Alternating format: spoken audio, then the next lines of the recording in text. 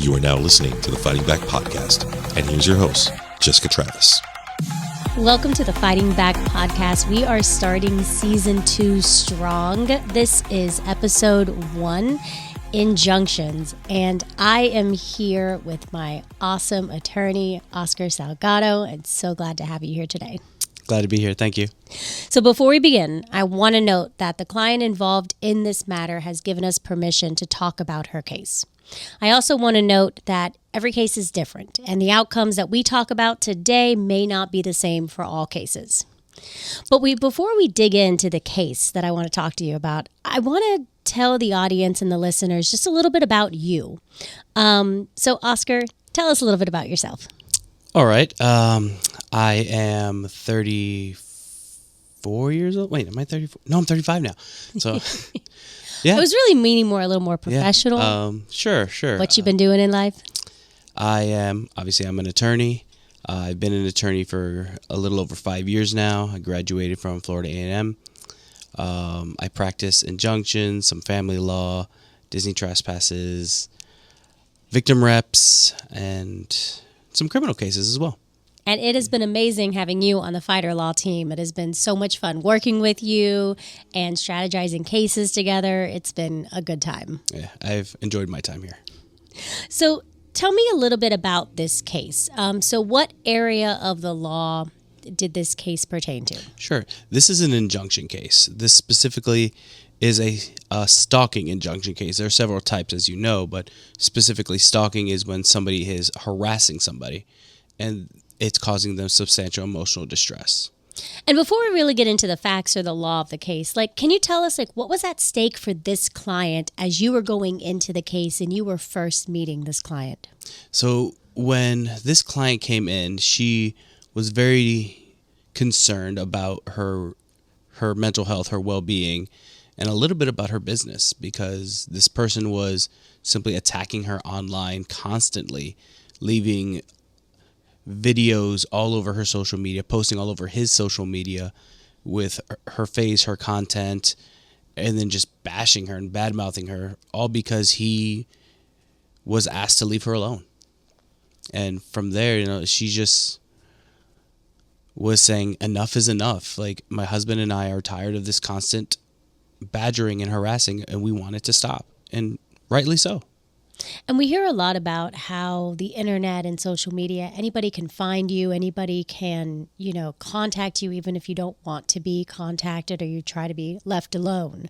So is that kind of the situation that we had here? Yeah, it was, she had asked him to stop contacting her in every shape, form, or way. And she didn't know him in real life, right? No, she knew of him, but she's never met him before. Okay. Never face-to-face, never in person. Okay. Because client lives here in Florida, and the opposing party lived in the state of New York. Okay. And this guy just would not leave her alone, would not take no and don't talk to me for an answer, right? Correct. He even was blocked several times. A lot of people think, oh yeah, if I block him, it'll be okay. But this specific client was being harassed to the point where anytime she blocked him, anytime she deleted him, he would make a brand new account and start all over. And this man made it very clear that in one of his videos, he literally said, you can't block anybody. All they have to do is make a new video or make a new user profile, and you're back in the game, as his exact words were. Wow. And that's really scary for anyone. But tell me then, so how were you able to use the law to help her? Right. So in Florida, we have a stalking injunction statute, obviously. Basically, is saying that if someone does something repeatedly, maliciously, that causes substantial emotional distress and has no legitimate reason to do so, then they are able to file for an injunction for protection against stalking. And what that does is a court order commanding this person to have zero contact with them. That's directly or indirectly. And does that stalking even apply in a situation like this where they've never met in real life, but it's all over the internet? Right, correct. Because any contact could be any phone call, any text message, any video call, any all these online platforms, any interacting with anybody's Instagram or TikTok or anything that's live. That's it's prohibiting that action as well. So let me tell you, when you got into the case and when she hired us in order to help her, what was your initial strategy for this case? So what were your goals in helping her get the protection she needed? So in this particular case, we were fortunate to have a lot of documented evidence. She had videos ready to go where she screen recorded all of his interactions with her, all of him bashing her, many messages from different platforms, screenshots of just a whole bunch of evidence that we could use to show that she's been harassing him. I'm sorry, that he's been harassing her. And evidence is so important. Oh, yes, 100%. I mean, having the documentation, I think in a lot of our cases, having the documentation and recording it is really so important to be able to prove that something happened as opposed to it just being a he said versus she said kind of thing. Right. It just makes your case so much stronger when you can prove what you're actually saying is true. Because with a he said, she said, we're kind of putting a judge in a tough spot. The judge will have to figure out, all right, who do I believe at the end of the day? And if you're a petitioner, you don't want that. A respondent may be a little bit more, but as a petitioner, no, you want to get rid of all that. You want to show the judge, look, this is what's happening, and here's the proof of it. So what was that key piece of evidence and that key document that you think really made it for the case? I think two particular videos. One particular video, as I was explaining earlier, where he was literally explaining how to keep harassing her and how he did it. Wow. How he simply, every time he was blocked, he would create a new profile and start again. And he created at least 20 profiles. Wow. And we were able to show the judge screenshots of all his different profiles, all his different names, and we were able to link them to him because they're all similar names. Also, there is another one where he put his face in like the body of a animated bee, and he basically was singing a song about how he was harassing her. Those two videos in particular, I looked at the judge's face and I knew that the judge was taking consideration of those two videos in particular when he was listening to our case. So I know a lot of what you did was in the courtroom for the final hearing, but was preparation or the work before the final hearing, was that important? Was that intensive in this case? Yeah, I like to draft a preparation document every time I go to a hearing. What is that? So it's a document that I create for myself, that it gives the case information, gives the case law that I'm going to use, the burden of proof, what I need to prove, all the questions I'm going to ask the client, the list of all our exhibits. So that way it's everything all in one place. That way I don't have to go scrambling in a courtroom. It just helps me have a peace of mind, and it also, I think, helps with the client to know that, hey, I'm prepared, I'm ready to go. This case is ready. That's awesome. That's really organized. Yeah. So as far as other than getting that document together, did you, in this case, have any preparation with the client as far as preparing them for what was going to go on in the hearing or reviewing any documents? Oh, yeah, of course. At least for me, when I'm having a hearing with my clients, I like to have a meeting with them specifically, whether it's on the phone or in person, whichever they prefer, whichever is better for them, where I literally go over all of my preparation with them. I was like, hey, look, this is what we have to prove. This is what we have to show. Here are the strengths. Here are the weaknesses of our case. And here are the questions that I'm going to ask you. If you have a question about a question, ask it now. Yeah. So I can help you. I tell them, look, I'm not going to give you any answers. I'm not going to tell you what to say. All I can help you is phrase your answers.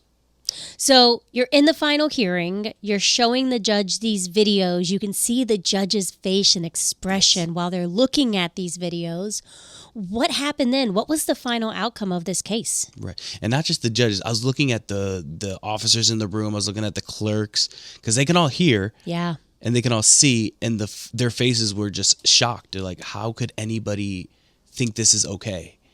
But at the end, we got him served, and he was in the state of New York, and getting out-of-state respondents served is a little bit tricky sometimes. But he was able to be served. That means we were able to have our hearing. He didn't show up, obviously. So we gave our case, and the judge said, you know what? I'm going to go ahead and give you a 5-year injunction. So that means 5 years that this man cannot reach out to you, cannot do anything he was doing. And as far as I know, he's been quiet. And our client has been peacefully living her life free from harassment. So tell me how that experience was when the judge said, hey, there is a 5-year injunction that's being put in place. You're protected for 5 years against this man. Like, what was it like for the client? Like, how did she respond? She was elated, honestly. She was so happy.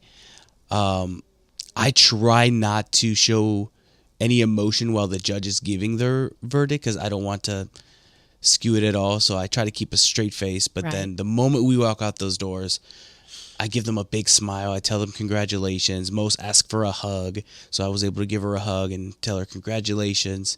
This is for your protection. She must have been so relieved. Oh, she was 100% relieved. And then we went over to another building.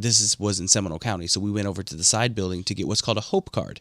Tell me what a Hope Card is. A Hope Card is a little wallet-sized card. It could be digital or it could be a physical one you put in your wallet that has all the information that your injunction would have on it. So, like for her case, she doesn't want to carry an order, a piece of paper for 5 years. Right. So what she can do is she can go get a Hope Card. So that way, if there's any violation, she simply calls the police and she shows them that card. That way, the police know, all right, this is a violation and this is not supposed to be happening. We need to take the appropriate action. Wow, that's such a good idea to have that. Because I know a lot of times with our clients, they get this packet of paper showing that they have protection, but then they file it away somewhere, they leave it somewhere, and then if a situation comes up, it's not readily accessible. Right. So by having this Hope Card, that really allows them to have this thing right on hand to be able to get that immediate protection that they need. Right. That is so great. So before we end, I want to just kind of ask a few things. For non-lawyers who are listening, what's the one thing you wish people understood better about injunctions? So injunctions are meant to protect people. They're meant to protect the petitioner, not the respondent. I've had so many questions where like they have an injunction, but like, okay, but now I can't go this place because he might be there. And I have to tell them the protection is for you, not for them. You go live your life. You go do what you got to do. Their actions have caused this injunction to be entered against them. They have to be the one to go away. You live your life. Be peaceful. Another thing is a lot of people are wondering if they can get an injunction. What's the best way to do it? I'd say, honestly, just document things. Because a lot of people are like, oh, yeah, I wish I had this or I wish I had that. Especially, we're not talking about domestic violence, but for a domestic violence, people think in Florida, oh, it's a 2-party consent, say I can't record him. Well, when it comes to your safety, that's a different story. Anytime that your safety is threatened, any type of evidence will help because it's better to have it than to not. I love that. Well, I know you got an amazing result for our client, and she has told me that she's so grateful to you and all the work that we were able to do for her.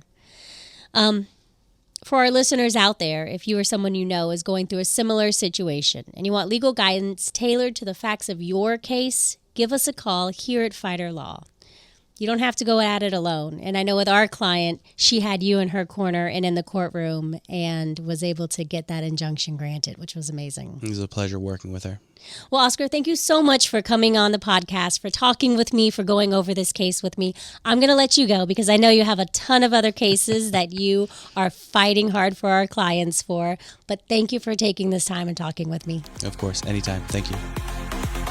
Thank you so much for listening. If you found this episode helpful or informative, don't forget to follow us on social media and share this podcast with your friends. Like, follow, subscribe so you never miss a show, and help others know their rights by spreading the word. Your support helps us keep fighting back. The information provided in the Fighting Back podcast is for general informational purposes only and is not intended as legal advice.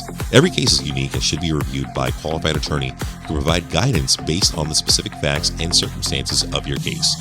Listening to this podcast does not create an attorney-client relationship with Fighter Law or any of its attorneys. If you are facing any legal issue, we strongly encourage you to consult with a licensed attorney directly.